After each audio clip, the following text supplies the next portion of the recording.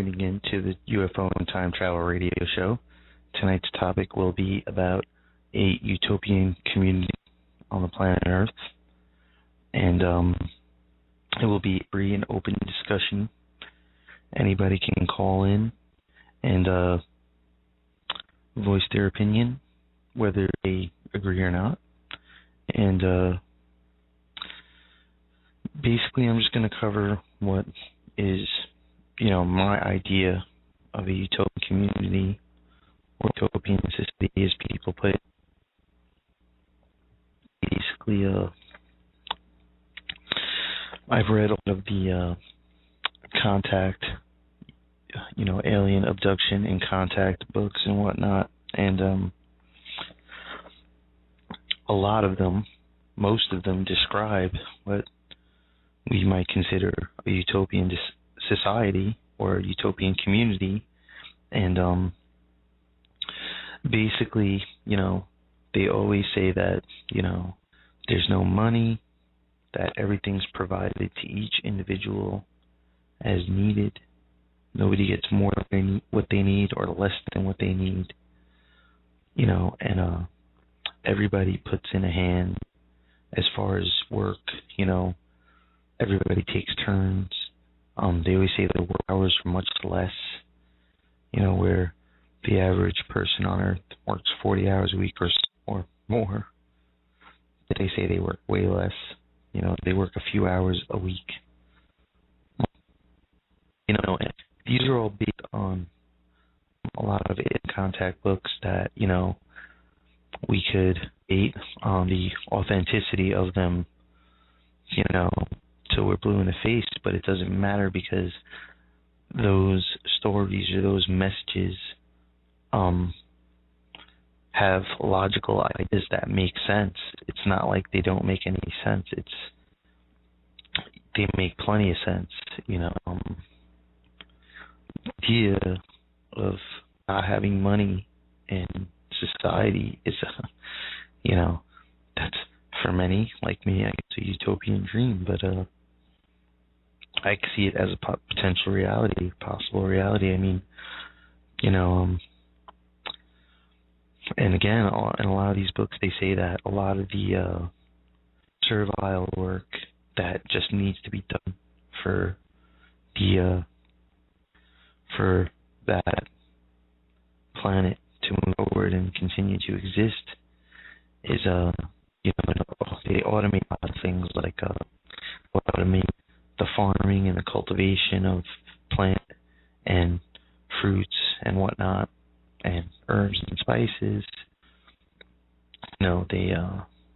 They harness the free energy from their planet, like the book from the planet Iarga, Iarga.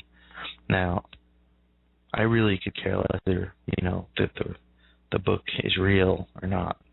To me, what's most important is the stuff it describes in the book is just, it makes absolute sense.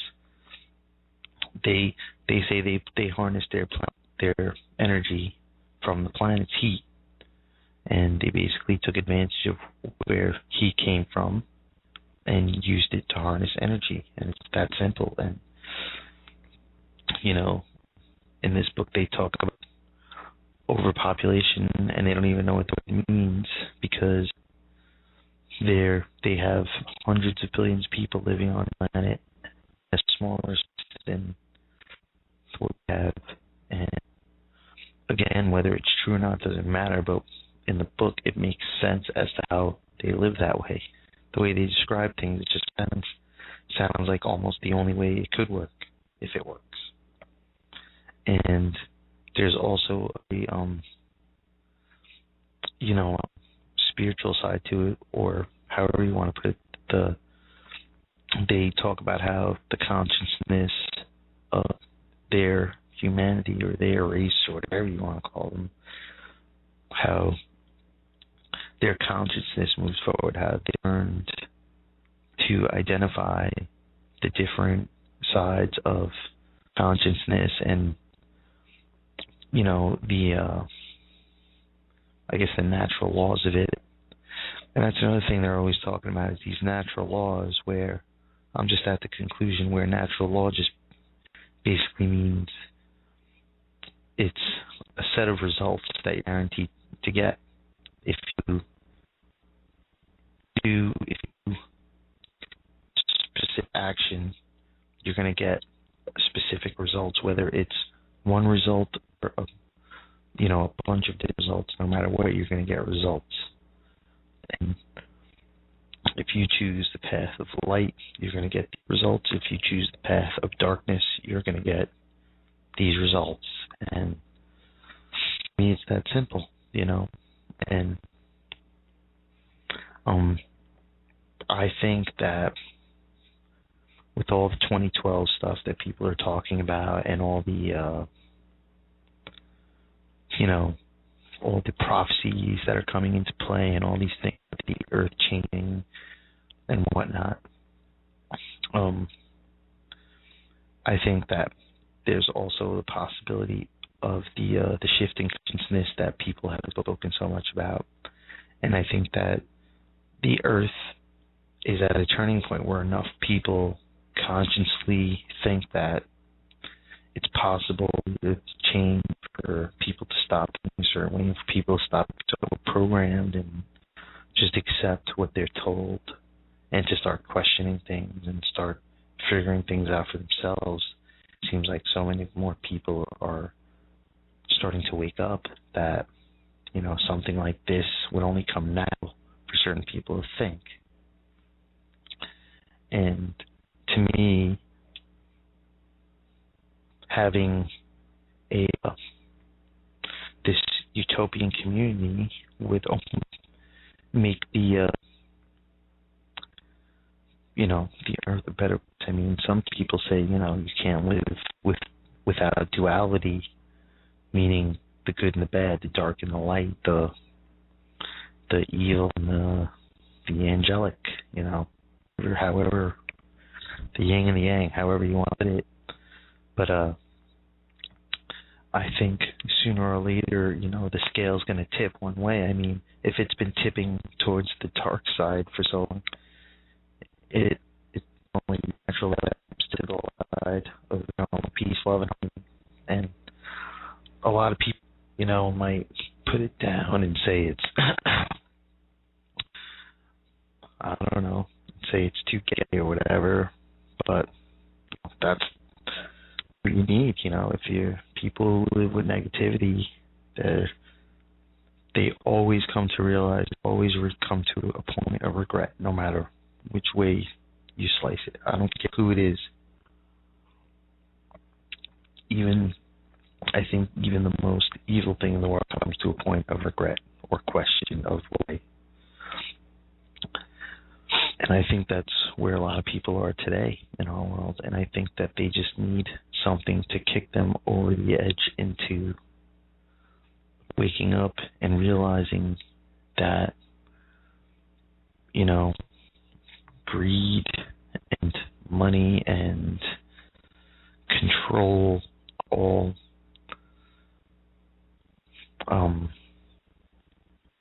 not as able as they used to seem to be. And it seems like if only people would wake up and realize that if they came together and worked together, that the work would actually be less, number one, and number two, all the money-making businesses and professions would disappear because they're all based on greed. I mean, let's face it, one of the most well-known quotes in the world is "money is the root of all evil," and it's apparent, it's evident. We're slaves to money, and there's so many scams.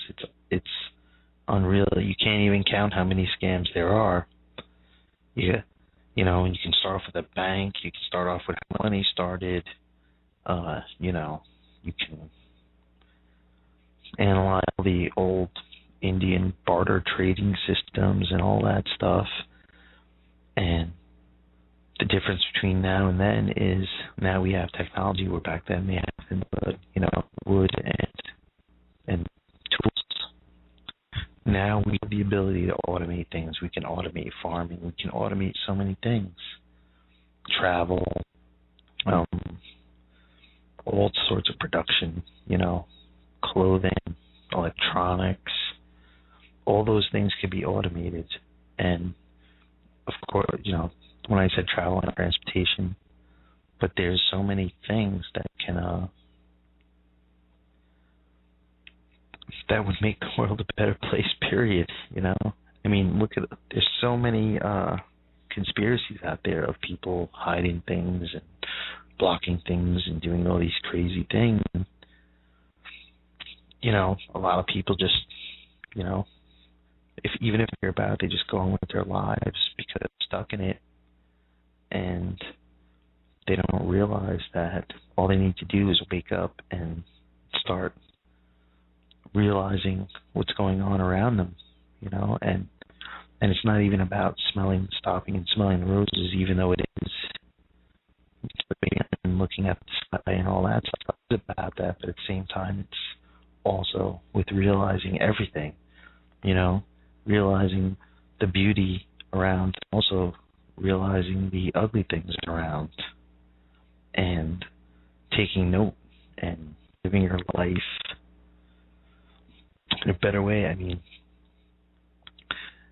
I can't count how many times I've been to New York City, Manhattan, and walk down the street and you just see, everybody looks miserable. They look like zombies. Not one person is smiling, and if they are, it's 1 out of 1,000 people.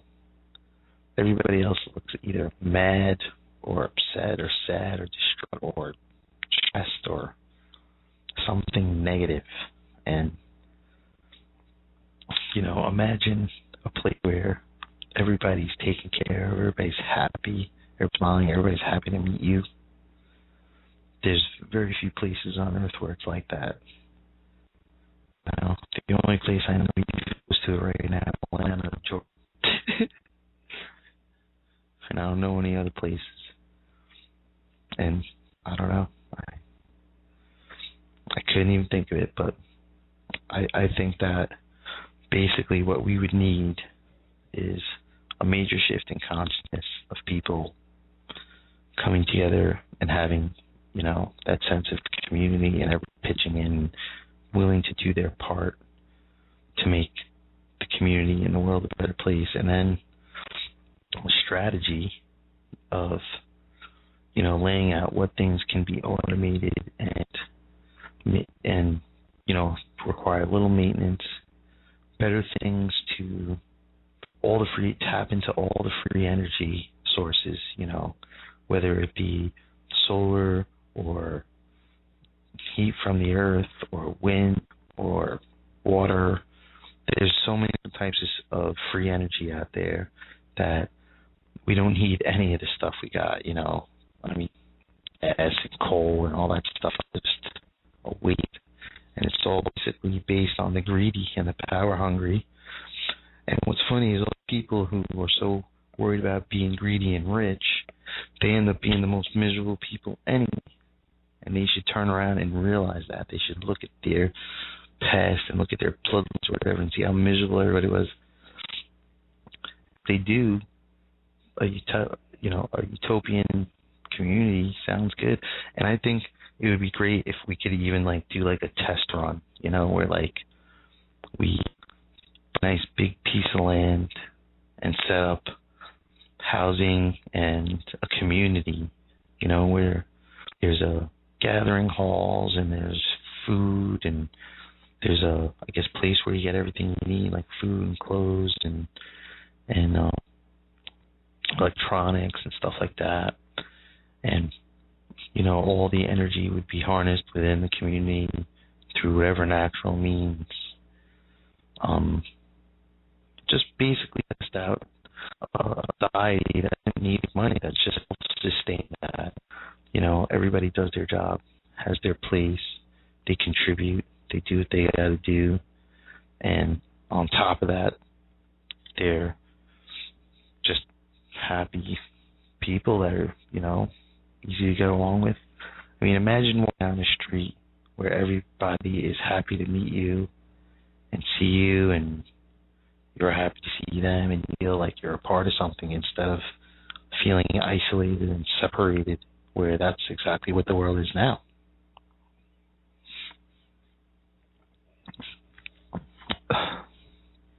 But there's, I don't know, if you can, I would definitely like you to check out a website. It's called Rune, RUNE.galactic.to, and it basically has a bunch of books of physical UFO contacts, and a lot of these books basically describe these mindless societies where, you know, where everything is pretty much, I don't know, sort of taken care of and automated, and you know, and people they love, and the biggest reason I get people to live in these types of societies is creativity, is freedom of creativity, and freedom to spend time doing things that matter, whether it be raising a child or you know, giving somehow to the community, or you know, just doing some kind of creativity, you know, whether it's music or art or writing or literature or technology and building machines, and or science, biology, any subject you could think of, you'd be free to study and spend time and get real help. I have to, you know, pay me to go buy an education on a particular subject. You know, people be more than willing and free to give it to you, because you know that there's something to be gained no matter what. And I'm trying to think of a better way to describe it, but I guess, you know, the step is, what can we do now, really? And the only thing I can think of really is if these the people in control of our world would turn around and, you know, stop trying to act like overzealous parents over the world, even though what they're really trying to do is just simply harvest money and greed and power, that they would soon realize that things are a lot better, and there's things to be, more things to look for than just that. And it seems like everybody's living for money and just to get by, just to survive, because you need money to survive. And imagine a place where you didn't need money to survive, where everything you had you needed, and your way of giving back was your creativity, you know, whether it be invention or art or anything, you know. And art could mean a million different things. It can, you know, painting, music, you know, culinary art, doing food, being cooked, you know, a carpenter. There's a million things, you know, there's technology, programming. And I don't know. I know there needs to be a certain, you know, there needs to be a certain demand for certain things to come, but at the same time, you know, there's plenty of needs that can be filled for many people, and it doesn't have to be so, I guess, it doesn't have to be a trap, you know. It could be, you know, like, if you get sick, you don't have to worry about, you know, what health insurance you have and all this stuff. It's just, you know, go to a hospital, you get help, and that's it. And the people there are more than willing to help you, and, you know, they're there. That's how they contribute, you know. But I'm sure there's a million ways. I'm sure if people got together and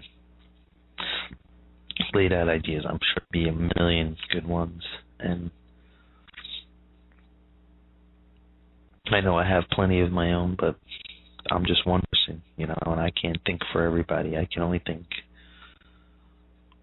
for what I see and react to it, basically, and how the world is. It seems like too many people wake up too early to go to work for something that almost seems senseless a lot of times, and things that can be improved, but they're not because they're based on some money system. I mean, a lot of the free energy inventions that have come out throughout the last 50 years or so have all been suppressed or been rejected based on certain things. Like, I remember there's this one free energy invention where they rejected it because they couldn't put a meter on it to measure how much electricity they were distributing per house. So they scratched the whole thing just because they didn't measure it, and they couldn't charge money to it. And it's just stuff that, that people just accept, and they shouldn't. And I think we're on the cusp of major events to happen, and hopefully they'll happen for the good, And I see technology moving forward. If I could predict, you could say that technology is going to move by leaps and bounds. And I just hope the human spirit also moves forward as well, as far as how people think, and just hope people start up and stop, accepting programming from whatever means it comes, whether it's through TV or radio or whatever. I think people need to start sitting back and pay attention and do something creative, or listen to everything with a grain of salt and question everything and find their own truth. But I really think I couldn't play devil's advocate right now as to what somebody would say who wants to continue living the way they do and think that we'll progress forward the way things are now.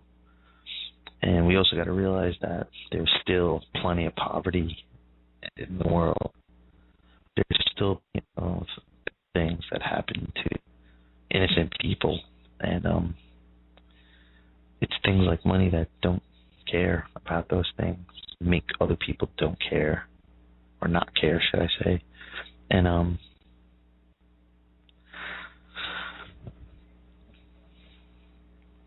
I don't know what I have to say. I'm at a loss. I have no listeners and no callers. And all I can say is, if you want to read more about the places of where I'm coming from, as far as some of the stuff I've read, as far as UFO contacts going, if you go to rune.galactic.to, that's it basically lists just about every physical UFO contact book that's out since the 50s. And you could also go to the UFO and Time Travel group on Scribd, and we have a couple of thousand books there. And a lot out there as far as reading material on Utopian societies, and a lot of it sometimes goes into like so-called taboo areas where they might talk about spirituality and other I guess esoteric type things, and you got to just go into it with an open mind, and who cares what anybody says, if you're afraid of what people will say, then don't say anything, or talk about it indifferently, but basically I'm just hoping that the world moves forward, and that they move forward with something positive, basically, where I guess life becomes a little more harmonious for the masses of people, and not so gloomy and slavish. And I guess that to it really get the money and figuring out what prosperity that we need, where it's food, energy, shelter. Everybody needs that, and I'm sure there's a way we could make every single person on the planet comfortable, as opposed to the suffering and and so forth, and the so-called building credit type stuff, and I don't know, just get out of it. There's millions or billions of people on this planet who I'm sure prefer to live a nice, simple life where they have, whatever time they need to create, as opposed to people being slaves to work and getting no time to themselves to even think. And that's basically it. Since no one's called or no one's chatted or anything, I'll just call it a night. Hope you enjoyed the show, and if you agree, please post links on the talk page of the show, and hopefully I'll talk to you soon. And thanks for listening, and have a great night. Thank you.